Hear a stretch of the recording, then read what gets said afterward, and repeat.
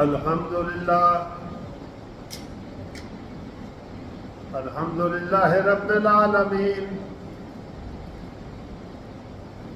والعاقبۃ للمتقین الصلاۃ والسلام علیک یا رسول اللہ وسلم علیک وعلی آلک وصحابک یا حبیب اللہ اما بعد اعوذ باللہ من الشیطان الرجیم بسم اللہ الرحمن الرحیم والذین یجتنبون کبائر الاسم والفواحش واذا ما غضبوا هم یغفرون صدق اللہ العظیم بلغ لنا بکمالہ کشف الدجى بجمالہ حسنت جمیع خصالہ صلوا علیہ وآلہ وسلم تسلیما.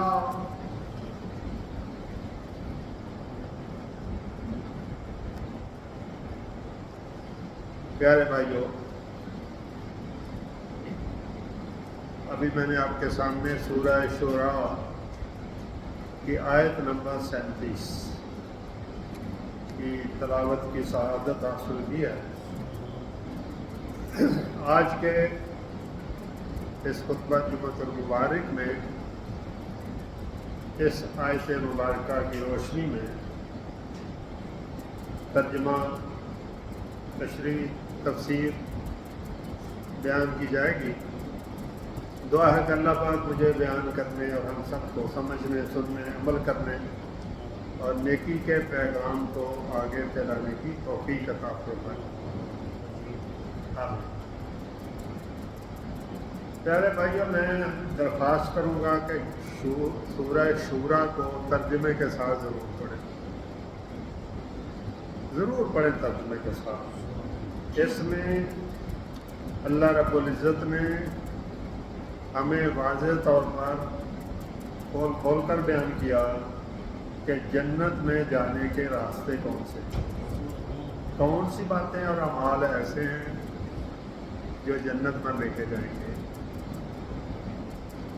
اور خدا نخواستہ جو لوگ ان پر عمل نہیں کریں گے وہ قیامت کے دن اللہ کے غضب کا شکار ہوں گے.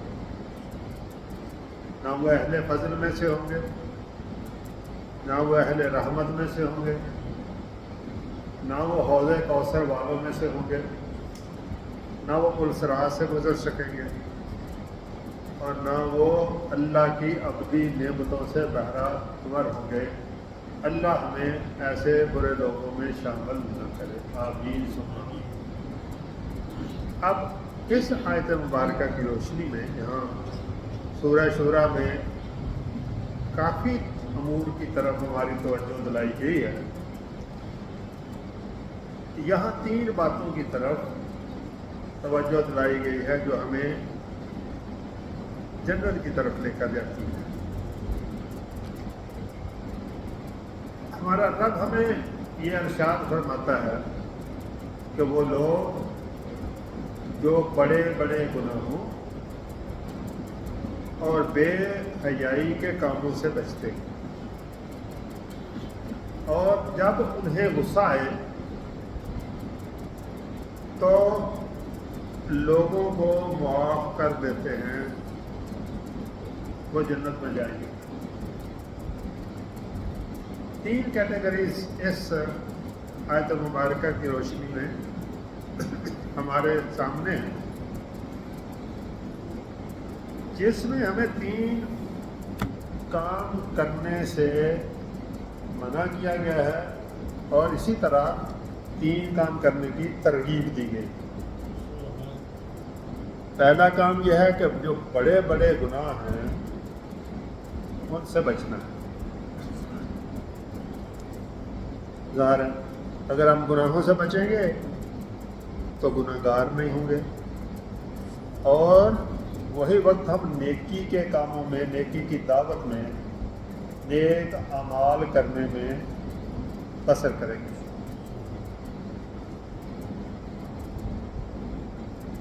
جو گناہ بڑے بڑے ہیں وہ سب مسلمانوں کو اس کا اندازہ ہے کہ بڑا گناہ کون سا ہے، ہر کسی کو پتہ ہے کہ شرک گناہ ہے سب سے بڑا، والدین کی بے ادبی کرنا بہت بڑا گناہ ہے، سب کو پتہ ہے، زنا کرنا، لواطت کرنا بڑے گناہ ہیں، سب کو پتہ ہے، اور اللہ نے ان گناہوں میں ملوث قوموں کو ملیا میٹ کر دیا، وہ برباد کر کے رکھ دیا۔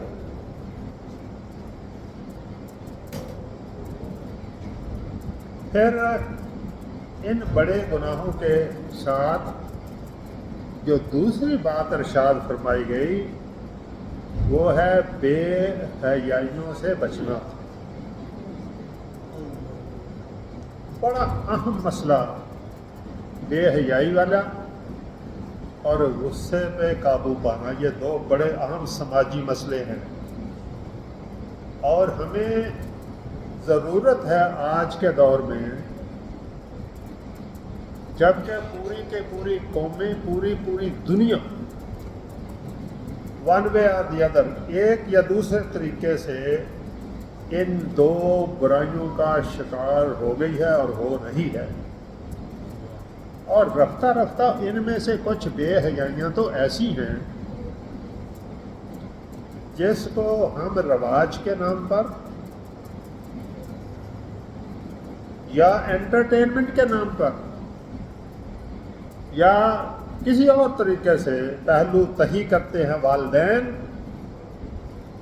اور ہمارے نوجوان نسل اور بچے اس میں پوری طرح ملوث ہیں، اور ہم اتنے ہی اس بات کے ذمہ دار ہیں اور گناہ گار ہیں جتنا ہماری نوجوان نسل اس میں ملوث ہے، وہ والدین ہوں، وہ گھر کے بڑے ہوں، وہ اساتذہ ہوں، وہ دوست احباب ہوں، وہ سنگی ساتھی ہوں، وہ ساتھ ملنے والے اور رہنے والے ہوں۔ اگر ہم ان سماجی برائیوں اور گناہوں کا ادراک نہیں کریں گے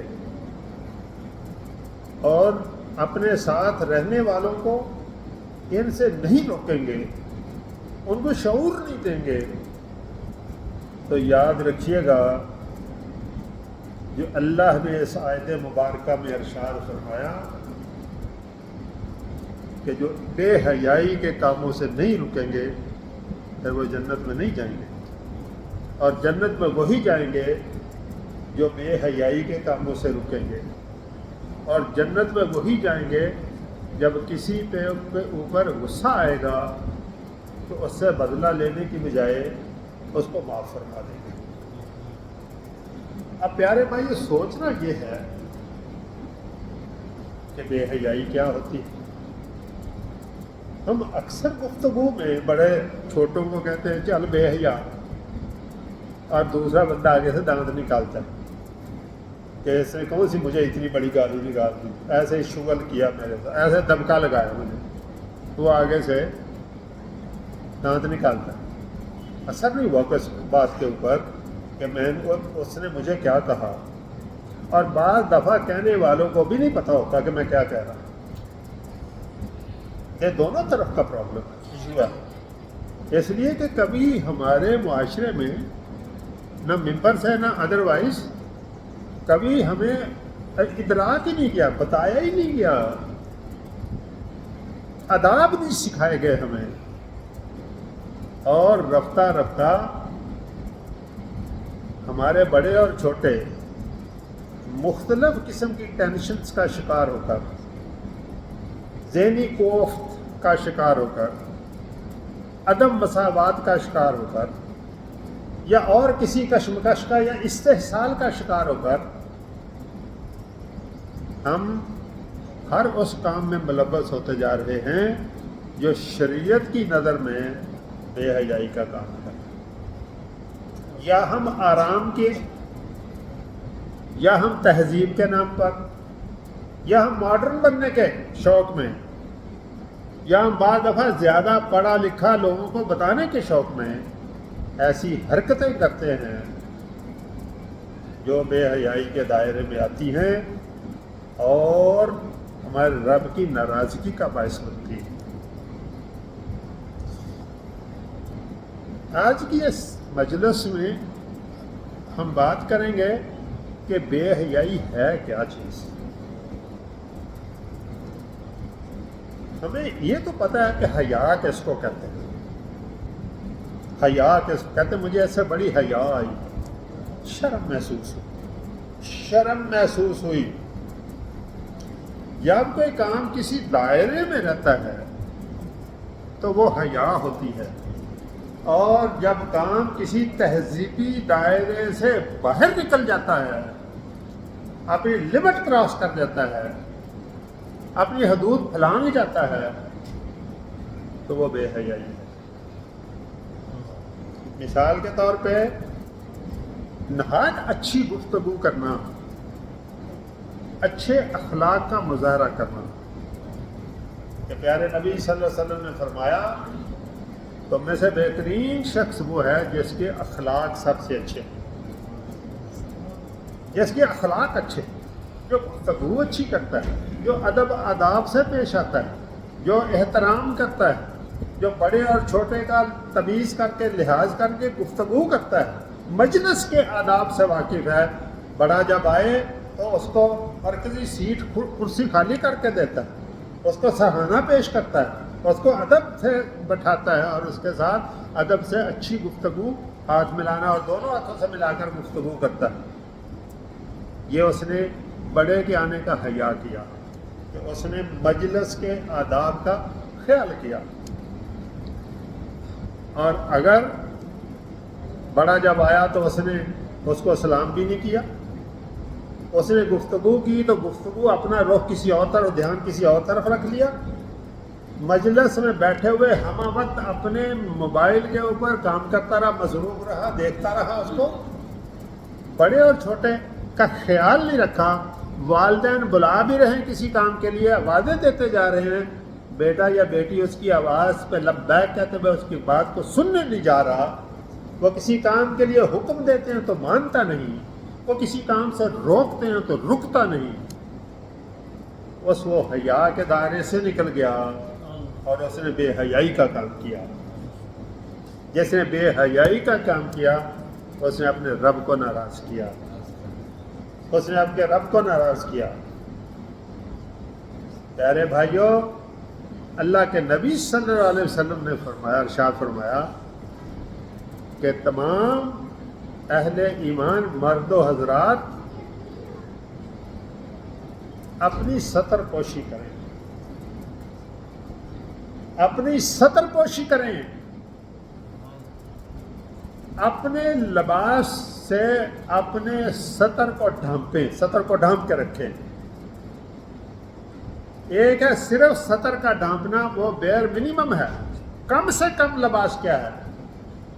کم سے کم لباس مرد کے لیے اس کی ناف کے اوپر سے لے کے اس کے گھٹنوں کے نیچے تک، یہ مرد کا کم سے کم لباس ہے. اور کسی خاتون کا اس کا صرف چہرہ اور اس کے ہاتھ اور پاؤں کے علاوہ اس کا پورا جسم سطر ہے. اب جس گھر میں میں اور آپ رہتے ہیں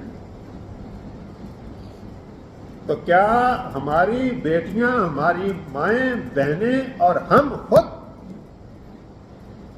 اس بات کا اہتمام کرتے ہیں کہ ہم لباس کے معاملے میں سطر پورا کرتے ہیں؟ ابھی میں پورا سطر کی بات کروں، سطر پورا کرتے ہیں. اگر ہم سطر پوشی کرتے ہیں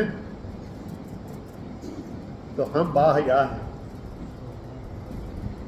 اگر ہماری مائیں، بہنیں، بیٹیاں پورے اپنے جسم کو ڈھانپ کے رکھتی ہیں، اپنے سر کے بالوں کو بھی چھپا کے رکھتی ہیں، اپنے جسم کے اوپر اوڑھنی لیتی ہیں، چادر لے کر رکھتی ہیں اور اپنے گھٹنوں تک، جسے گٹا کہتے ہیں، گھٹنوں تک کو اپنے جسم کو ڈھانپ کے رکھتی ہیں، تو وہ ان کا پورا سطر ہے۔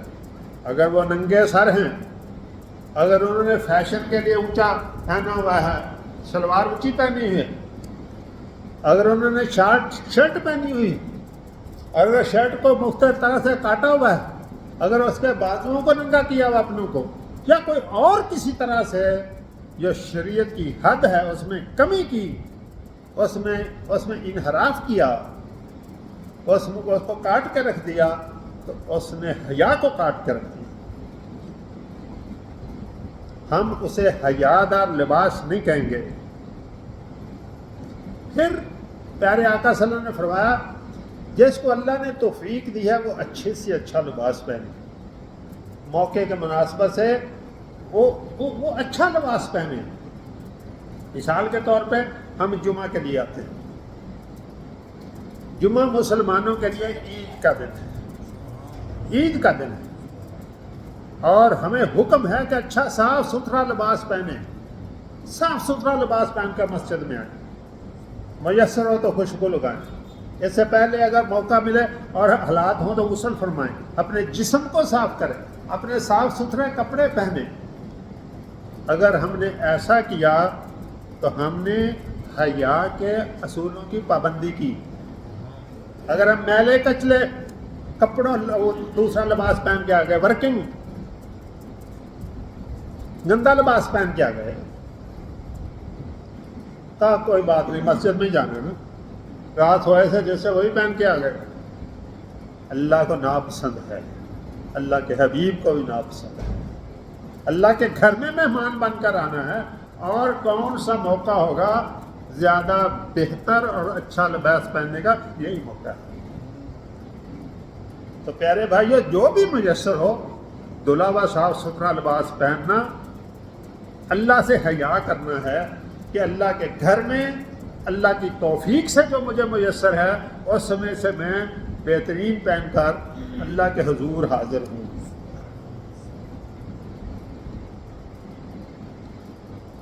اب سامعین محترم ذرا دیکھیے، اگر ہم اپنے ارد گرد کے ماحول کو دیکھتے ہیں، ہمارا بچوں کا زیادہ تر وقت آج کل چھوٹے بچوں سے لے کے بڑوں تک کارٹونوں میں گزرتا ہے، ٹیلی ویژن دیکھنے میں ہمارا بھی وقت گزرتا ہے، اور جب موقع ملے گھر والے نہ دیکھ رہے ہوں تو ہم جیسا دیکھنا چاہیں ویسا دیکھنے کی کوشش کرتے ہیں، شیطان پیچھے لگتا ہے، پھر ہم ویڈیوز، یوٹیوبز اور نہ جانے کیا کیا دیکھنے کی کوشش کرتے ہیں، اور یہ سب کے سب بے حیائی کے اڈے ہیں۔ وہاں بے لباس لوگ آپ کو دکھنے کو ملیں گے، وہاں گناہ میں ملوث لوگ آپ کو ہیروز کے طور پر سامنے آتے ہوئے ملیں گے۔ جب ہمارے بچے بار بار ان لوگوں کو دیکھیں گے اور سمجھیں گے کہ شاید دنیا میں مشہور ہونے کے لیے، جانے جانے کے لیے، عزت میں آنے کے لیے یہی ایک طریقہ ہے، تو وہ ان کا ہیرو اب ان کا والد نہیں ہوگا، ان کا ہیرو کوئی ہمارے اسلاف نہیں ہوں گے، ان کی زندگی کا محور اور ان کو اپنی زندگی اپنانے کے لیے جو بہترین شخصیت ہمارے آقا صلی اللہ علیہ وسلم کی، وہ نہیں یاد ہوگی۔ ان کے سامنے کوئی فلم کا ہیرو اور ہیروئن ہوگی، کوئی ڈرامے کا ہیرو اور ہیروئن ہوگی۔ ان کا لباس، ان کا اخلاق، ان کا کردار، ان کا انداز تکلم، ان کا گفتگو کرنے کا انداز، یہ بے حیائی کی چیزیں ہیں جس کی طرف شیطان ورگلا کر ہمیں لے کر جاتا ہے، شیطان ورگلا کر لے کر جاتا ہے۔ کیا ہم نے بچوں کو دیے جانے والے ان موبائلوں کے اوپر فیملی فلٹر لگوائے ہیں؟ یاد رکھو، بچوں کو موبائل دینا ہے تو اس کو فلٹر لگوائیں ماہر کسی سے، تاکہ ممنوع جو اس کے اوپر اپلیکیشنز ہیں یا ویڈیوز ہیں یا یوٹیوب سے ایسی چیزیں ہیں وہ بچے نہ دیکھیں. یاد رکھیں ماں باپ اپنے آپ بچوں سے جان چھڑانے کے لیے، ان کو مصروف رکھنے کے لیے ایک موبائل خود بھی پکڑا ہوا ہے، ایک بچے کو پکڑایا ہوا، بچے سارا وقت اس کے اوپر. اور بعض دفعہ آگے ایسی اپلیکیشن ہے جیسے بچہ آں کر رہا وہ آگے سے وہ بھی بلی بھی آں کر رہی. یہ وقت جو بچے کی تربیت میں گزرنا چاہیے تھا، میں نے ایک دن پہلے بھی آپ سے عرض کیا تھا کہ پاکستان کی ایک خاتون ایک باہر کے ملک میں معلمہ کی حیثیت سے گئی، اور وہاں اس نے دیکھا کہ ایک دن اس کے ساتھ جو اس کی قوم معلمہ ہے، اس کو اس کی اور عرب ملک کی جو معلمہ ہے، وہ ان کے ہاں جب مہمان آئی تو بچے کو واش روم میں لے کر جب گئی، اس نے اس کو واش روم میں دھونے کے بعد بچے کو وضو کرا رہی تھی، اپنے دودھ پیتے بچے کو وضو کرا رہی. تو وہ معلومہ کہتی ہے پاکستانی، میں نے پوچھا بہن اس بچے کو آپ یہ اتنی ٹھنڈ میں سردی میں کیوں وضو کروا رہی ہیں؟ اس نے کہا پہلے تو میں نے وضو کے بغیر کبھی اس کو دودھ نہیں پلایا، اور دوسرا میں ابھی سے اس کی گھٹی میں وضو کرنا نہ شامل کروں تو یہ وضو نہیں کرے گا، ابھی سے عادی بنا دوں تو پوری زندگی وضو کرے گا اور کبھی اس کی نماز قضا نہیں ہوگی. سبحان اللہ. یہ ہے حیا، یہ ہے حیا. اور جو ہم کرتے ہیں موبائل کے اوپر لگا دیا، کارٹونوں پہ لگا دیا، اور کارٹونوں کے اگرچہ بچوں کو لینگویج کی تو بات اب انگریزی میں سمجھ نہیںอ่ری ہوتی، لیکن ان کی حرکتوں سے پتہ لگ رہا ہوتا ہے انہیں بھی کہ کیا کر رہے ہیں، کیا کر رہے ہیں. اب پیارے بھائیوں ذرا غور تو کریں. ہم انٹرٹینمنٹ کے نام پہ گانے سنتے ہیں، گانے، فلم دیکھتے ہیں، ڈرامہ دیکھتے ہیں. کیا یہ گانے ہمیں حیا سکھاتے ہیں؟ کیا یہ فلمیں حیا کا سبق دیتی ہیں؟ کچھ دیتی ہوں گی، حیا کا سبق دیتی ہیں. پیارے بھائیوں ان کی اکثریت فحش بولوں کے اوپر، جذبات کو بڑھکانے والے، جذبات کو انتعاش دینے والے عشقیہ غزلوں اور گانوں کے اوپر، اور وہی سننے کے بعد ہمارے نوجوان بازاروں گلیوں میں جاتے ہوئے بجائے وہ تلاوت کا کوئی قرآن کی آیت کو دہرائیں یا نعت پڑھتے ہوئے گزریں، یہ فحش اور فضول نغمے گاتے ہوئے جا رہے ہوتے ہیں. گھروں میں بھی گا رہے ہوتے ہیں. کیا والدین ان کے حیات ہیں اور سن رہے ہیں ان کو؟ اگر سن رہے ہیں تو وہ اس پر روکتے کیوں نہیں ان کو؟ جو گھر میں نہیں رکا وہ باہر آ کر رہا ہے. جسے گھر سے نہیں روکا گیا اور ٹوکا گیا، اس نے بے حیائی کو اپنے گھر سے نکل کر معاشرے میں پھیلایا ہے. اور پھر یہ تقیہ کلام میں آہستہ آہستہ گالی شامل ہو جاتی ہے، اور ہمیں اندازہ ہی نہیں ہوتا، ہمیں پتہ ہی نہیں چلتا کہ یہ گالی دینا جو میں نے اپنی گفتگو میں سیکھ لیا ہے کسی وجہ سے، اپنے لیے غرور اور تکبر اور بڑھائی کی علامت کے طور پر، ہر بات میں گفتگو میں وہاں ہو معاملہ ہو یا نہ ہو، ہم وہاں گفتگو کے اندر ماں بہن کی گالی دینا اپنے لیے باعث فخر سمجھتے ہیں. وہ فلانا فلانا اس نے ایسا ایسا، ماں بہن کی گالی دے کر بات کرتے ہیں. اب اس سے بڑی بے حیائی اور کیا ہوگی؟ گالی کے اندر زنا کر رہے ہیں، زنا کی گالی دی تو گالی کے اندر زنا کیا، اپنی زبان کو گندا کیا، اپنے معاشرے کو گندا کیا، اپنے اعمال کو تاریک کیا، اپنے اعمال کو تاریک کیا. لیکن ہمیں شعور نہیں ہے. جب عادت بن جاتی ہے تو شعور نہیں رہتا.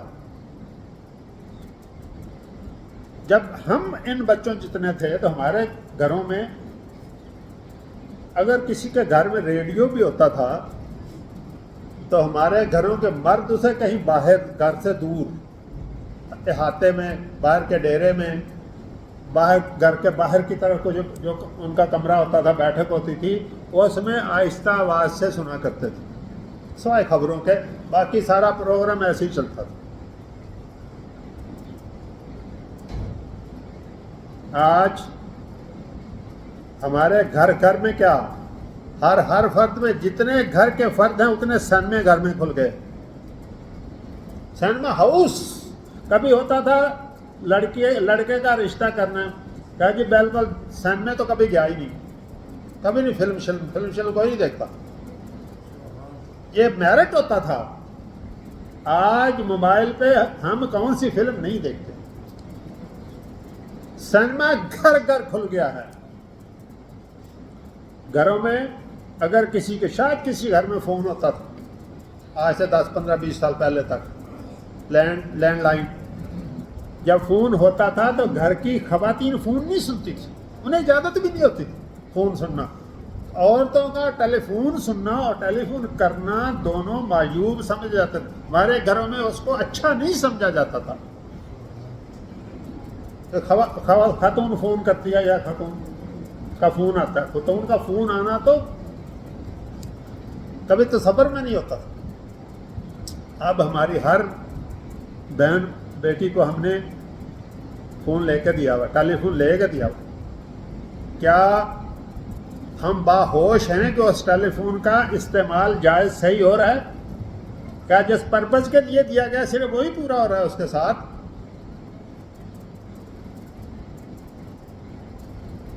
بڑا مشکل وقت آ گیا ہے بڑا مشکل وقت. پچھلے سال میں ویمن یونیورسٹی کی ایک کمیٹی کا ممبر تھا جو وظائف دیتی ہے اس کی سلیکشن بورڈ کا. تو میں نے بچیوں سے پوچھا بیٹا آپ رحیم یار دور کے علاقوں سے آپ اتنی دور سے یہاں تعلیم حاصل کرنے آئی ہیں آپ تو ہر ضلع میں یونیورسٹی یا کیمپس ہے آپ اپنے علاقے میں کیوں نہیں؟ انہوں نے کہا ان میں سے اکثر نے کہ سر ہمارے والدین اجازت نہیں دے رہے کہ ہم کو ایجوکیشن میں تعلیم حاصل کریں. ہمارے لیے ایک ہی آپشن ہے یا ہم خواتین کی یونیورسٹی میں جہاں ہمیں داخلہ ملے یا موقع ملے یا ہم گھر بیٹھ جائیں تعلیم حاصل نہ کریں.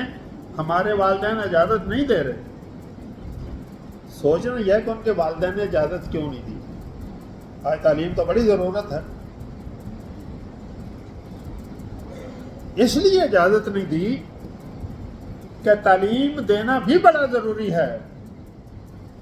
لیکن اگر تعلیم کے ساتھ مخلوط تعلیم میں کو ایجوکیشن مخلوط تعلیم میں لڑکیاں اور لڑکے جہاں اکٹھے پڑھتے ہیں وہاں اگر لڑکیاں اور لڑکے اپنی شریعت کی حدود پار کر جائیں اس موقع ملنے کے اوپر ملاقات کے اوپر اختلاط کے اوپر مل کر بیٹھنے اٹھنے میں اگر وہ اپنی مسلمانی اور اپنے ایمان کے اوپر ان کے زد پڑ جائے تو پھر اس سے نہ تعلیم بہتر ہے.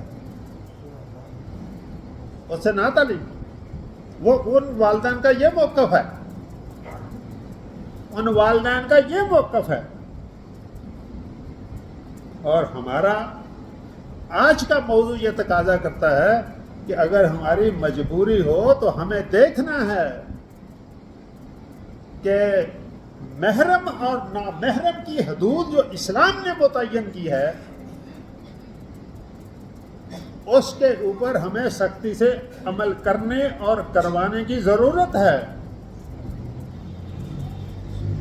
ہم نے تو دیکھا گھروں میں نہیں کیا جاتا گھروں میں نہیں عمل کیا جاتا. اسلام نے کہا یہ ہمارے نامحرمات ہیں یہ محرم ہیں.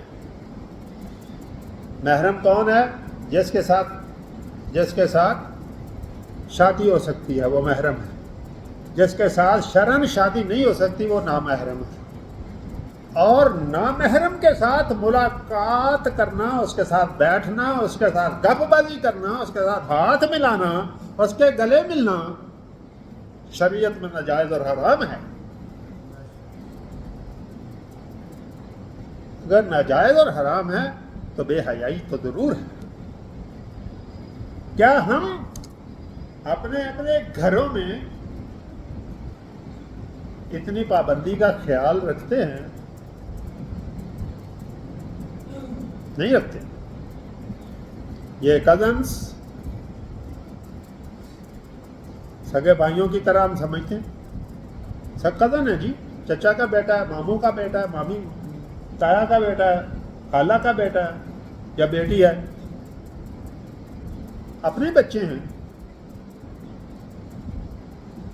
ہمارا مذہب اور قرآن اور شریعہ کہتی ہے کہ جو نامحرم ہے وہ نامحرم ہے.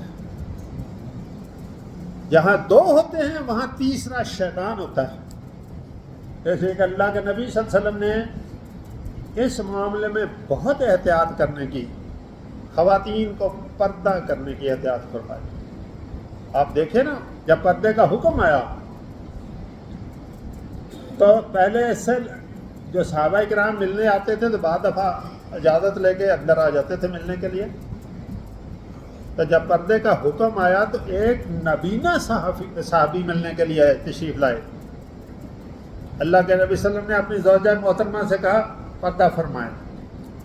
انہوں نے کہا حضور نبینہ ہے، صحابی بھی ہے، بڑی عمر کا بھی ہے، نبینہ بھی ہے.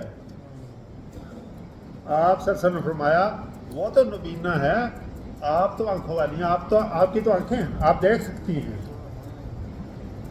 سامعین محترم، کیا گلی محلے میں بازار میں جاتے آتے ہمارا رویہ اپنی آنکھوں میں حیا والا ہوتا ہے؟ کیا ہمارا رویہ حیا والا ہوتا ہے؟ بوسوں کا نہیں ہوتا. آتے جاتے ہر آنے والی عورت کو گورنا اور دور تک جب تک نظر اس تک جاتی رہے اس کا پیچھا نظروں میں کرنا. کیا یہ حیا ہے؟ حیا تو یہ کہتی ہے کہ ایک دفعہ اگر نظر اٹھ جائے تو دوسری دفعہ غلطی بھی نہ کرنا نظر اٹھانے کی، نظر نیچی کر کے رکھنا. یہ حیا ہے. یہی بے حیائی جو آنکھوں کی ہم پھیلاتے ہیں اور جس پر ہم دھڑلے سے عمل کرتے ہیں. گلی بازاروں میں بیٹھنا، آتی جاتی ماؤں بہنوں کے تقدس کا خیال نہ کرنا.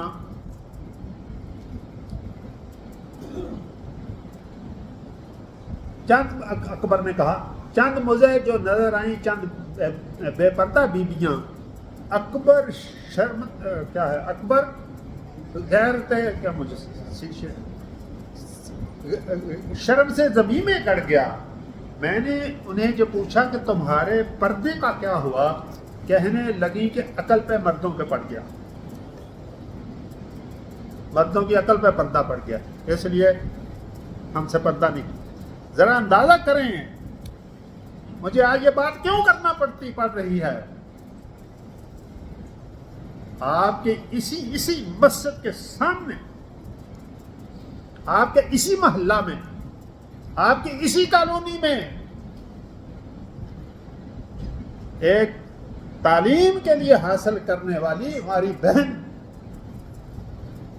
اس کو کسی اوباش نے جاتے ہوئے اس کے ساتھ شرارت خانی اور اس کا بیگ چھیننے کی آپ کی مسجد کے اسی کونے کے سامنے کرنے کی کوشش کی پچھلے جمعہ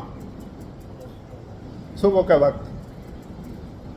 کیا ہم اتنے ہی بے غیرت ہو گئے ہیں؟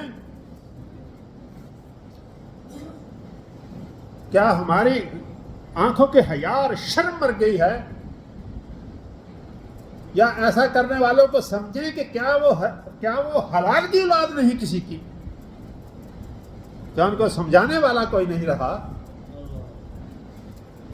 ایک شخص پیارے آقا کے صلی اللہ علیہ وسلم کے پاس آیا اور کہا یا رسول اللہ صلی اللہ علیہ وسلم میرا مزاج ایسا گرم ہے، میری طبیعت ہی ایسی ہے، مجھ سے اپنا کنٹرول نہیں ہوتا، سنبھالا نہیں جاتا، مجھے اجازت دے دیجیے گا کہ میں موقع زنا کر لوں، کسی کو عورت کے ساتھ سو لوں. صحابہ کرام یہ سن کر ان کے وجود کانپ اٹھے. ان کی آنکھوں میں خون اتر رہا ہے کہ آقا علیہ السلام سے اس طرح کا کھلا اور بے حیائی کا سوال کرنے کی اس شخص کو جرأت. آقا علیہ السلام نے انہیں کہا رکیے. آپ نے اسے پیار سے پاس بلایا اور پوچھا کہ بیٹا یہ بتاؤ، جو کام تم کرنا چاہتے ہو اگر کوئی شخص تمہاری بہن سے کرنا چاہے تو تمہیں کیسا لگے؟ تو اس نے کہا مجھے تو بہت برا لگے، میں تو اس کو اسی جگہ مار دوں، قتل کر دوں. ہاں پوچھا چلو اگر کوئی تمہاری ماں سے کرنا چاہے تو تمہیں کیسا لگے؟ ایک ایک رشتے کا نام لے کر پوچھا کہ اگر یہی کام جو تم کسی کی ماں اور بہن کے ساتھ کرنا چاہتے ہو اپنے ذوق کے لیے، اپنے تفریح طبع کے لیے، اپنی حوث کے لیے، انجوائمنٹ کے لیے، ریلیکس کرنے کے نام پر، جو بھی تمہارا موٹو ہو، اگر یہی کام کو تمہاری بہن، ماں، خالہ، ایک ایک رشتے کا نام لے کر پوچھا، تمہاری بیٹی اس کے ساتھ کرنا چاہے تو تمہارا کیا خیال ہے؟ اس نے ہر جملے کے اوپر یہ کہا کہ یا رسول صلی اللہ علیہ وسلم میں بالکل پسند نہیں کروں گا اور مجھے ہرگز گوارا نہیں. تو آپ صلی اللہ علیہ وسلم نے فرمایا جس طرح تم کسی کے ساتھ یہ کام کرنا کا ارادہ رکھتے ہو وہ بھی تو کسی کی ماں ہوگی، کسی کی بہن ہوگی، کسی کی خالہ ہوگی، کسی کی بیٹی ہوگی. جب تم اپنی ماں، بہن، بیٹی کو اس طرح سے پسند نہیں کرتے تو تم دوسروں کے لیے یہ کیسا پسند کرو گے؟ آپ صلی اللہ علیہ وسلم نے دعا فرمائی اور اس کے بعد صحابہ کرام نے دیکھا کہ وہ شخص صحابہ کرام ہی کی طرح نیکی کا ایک پتلا بن گیا. سوچ کی بات ہے، سوچ کی بات ہے. جس کو سوچ آ گئی وہ بن گیا، جس کو سوچ نہیں وہ جانوروں سے بھی نیچے، حیوانوں سے بھی نیچے گر گیا. انسان اور جانور کے درمیان یہی اشرف المخلوقات ہونے کا جو معیار ہے وہ یہی ہے کہ وہ جس رب کائنات نے یہ کائنات بنائی ہے اور اس کے اصول وضع کر دیے اچھی زندگی گزارنے کے، جو ان کے اوپر عمل درآمد کر کے اچھی زندگی گزار رہا ہے، وہ انسان اور اشرف المخلوقات اور اللہ کا بندہ اور جنت کا حقدار. اور جو ان سے گر گیا، جس طرح شیطان اپنے مرتبے سے گر گیا تھا ایک غرور اور تکبر کی وجہ سے، اور جو برائی اور بے حیائی کی وجہ سے انسانیت کے مرتبے سے نیچے گر گیا اور حیوانوں کی دنیا کا بندہ بن گیا، اسے انسان کہلانے کا کوئی حق حاصل نہیں. بات اصل میں یہ ہے کہ آج کے دور میں اگر ہم پرانے دور کا مقابلہ کریں، جب ہم گاؤں میں رہتے تھے تو کوئی بندہ آ رہا ہوتا تو پوچھنا کون ہے بھائی یہ، اور کہنا میں اس گاؤں کا جو آئی ہوں، اس گاؤں میں بیٹھا ہوا ہوں. سارا گاؤں اس کی عزت کرتا تھا اور خدمت کرتا تھا. یہ ہمارے گاؤں کا داماد ہے، عزت ہماری بیٹی کے گھر ہے، پورا گاؤں یہ سمجھتا تھا. آج ہمسائے کی بیٹی کو ہم اپنی بیٹی نہیں سمجھتے. کیسا زمانہ آ گیا ہے یہ! آج جس کی بیٹی ہے اس کی ہے، جس کی ماں ہے اس کی ہے، جن کی بہن اس کی ہے. کیسے مسلمان ہیں ہم؟ کیسا زمانہ آ گیا؟ کہاں سے ہم نے یہ سیکھ لیا؟ ہماری اقدار کہاں چلی گئی ہیں؟ آج والدین اپنے بچوں کو یہ کیوں نہیں سکھاتے؟ آج ہمارے تعلیمی ادارے یہ کیوں نہیں سکھاتے؟ آج ہمارے مسجد اور ممبر سے اس طرح کی باتیں کیوں نہیں پیش کی جاتی؟